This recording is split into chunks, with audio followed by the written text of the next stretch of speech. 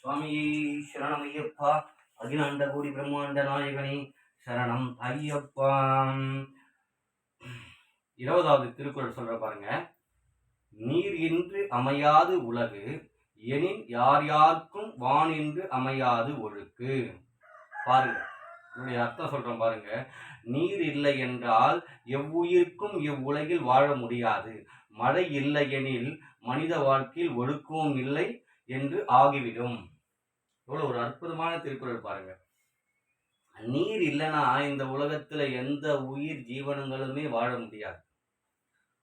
மழை பெய்யலன்னா மனிதனோட ஒழுக்கம் பண்பு எல்லாமே தலைகீழா மாறிடும்.